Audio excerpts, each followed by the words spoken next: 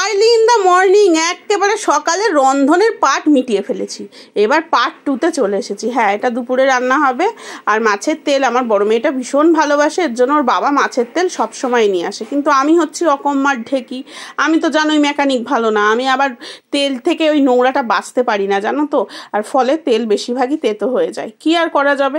তো চলো 3 পিস মাছ রেখে দিই, আর বাদবাকি মাছ এখন রান্না হবে। আর দেখো আমাদের বাড়িতে কিন্তু রান্না বসে গেছে। হ্যাঁ, বললাম না পাশের বাড়ি এক দাদা মারা গেছে, তো শ্রাদ্ধের কাজ আমাদের বাড়িতেই হচ্ছে। কাজ না মানে খাওয়া দাওয়ার কাজটা আর কি। আজকে শ্রাদ্ধ, ওই লুচিটা হবে, নিরামিষ লুচি, আলুর দম, তারপরে ছোলার ডাল। তো যাই হোক, সকালের বাসন কোসনগুলো মেজে নিলাম। আর কেন দুপুরে রান্না করছি, ওদের অনুষ্ঠান হচ্ছে, নেমন্তন্ন তো আছেই। কেন রান্না করছি জানো?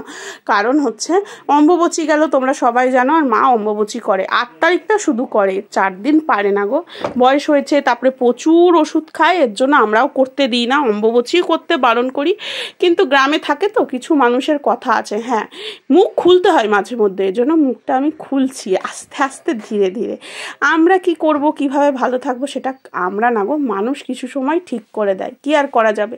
তো চলো, এরা রান্না বান্না করছে, আমি জামা কাপড়গুলো বাইরে বার করে ভিজিয়ে নিলাম, কারণ ওগুলো তো কাচতে হবে, না হলে সব গন্ধ হয়ে যাবে। তো এসে স্নান ধান করে একেবারে এই ঠাকুরগুলো মুছে টুছে নিচ্ছি, নিয়ে পুজোটা আজকে আমিই দেবো। আর জানো তো, আমার বাপের বাড়ি কিন্তু অম্বুবচীতেও পুজো দেয়, শুধুমাত্র যারা মহিলা ঠাকুর তাদের মুখটা ঢেকে রাখে। কিন্তু এখানে এসে দেখছি কোনো ঠাকুরকেই না পুজো দেয় না, না খেয়েই থাকে। এ কি অদ্ভুত নিয়ম, আমি জানি না। তোমাদেরও কি সেই নিয়ম যে অম্বুবচীতে পুজোই দিতে নেই? কিন্তু আমার বাপের বাড়ি কিন্তু দেয়, জানো তো, শুধুমাত্র যারা মহিলা ঠাকুর বললাম মুখটা দেখে না। তো চলো, পুজোটাও দেওয়া হয়ে গেল। পুজো দিলে না একটা মনের মধ্যে দেখবে একটা অদ্ভুত শান্তি আসে, যেটা আমার আসে।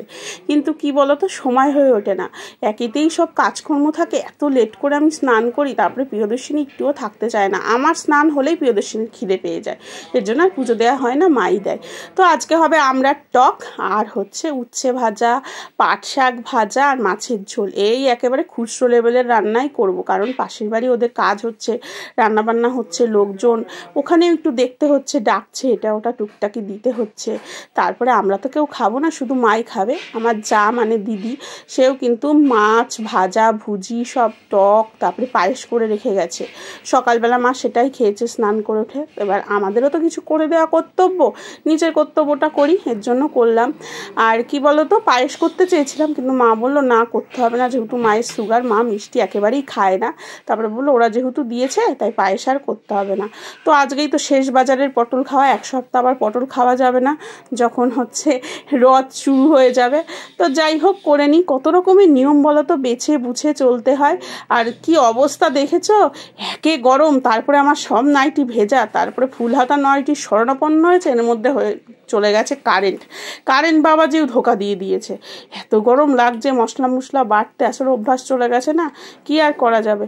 তো মাছের ঝোলটাও হয়ে গেছে, রান্না বান্না পুরো আমার কমপ্লিট। চলো মাকে দিয়ে আমার প্রিয়দর্শিনীকে নিতে হবে। প্রিয়দর্শিনী একদম থাকছে না গরমে, বাচ্চা থাকে, কারেন্ট তো একেবারেই নেই, ছেলে পুলে বাড়িতে এসে খই করছে, তাও একটু ওর জন্য রয়েছে। ও খুব ভালোবাসে বাচ্চা কাচ্চা, বাচ্চারা তো বাচ্চা ভালোবাসবেই বলো, বড়রা বড়দের, বাচ্চারা বাচ্চাদের। তো দেবাগ্নি খাচ্ছে, আমরাও এখানে বসে পড়েছি। প্রিয়দর্শিনীকে একটু একটু করে লুচি মুখে ছিঁড়ে ছিঁড়ে দিচ্ছি।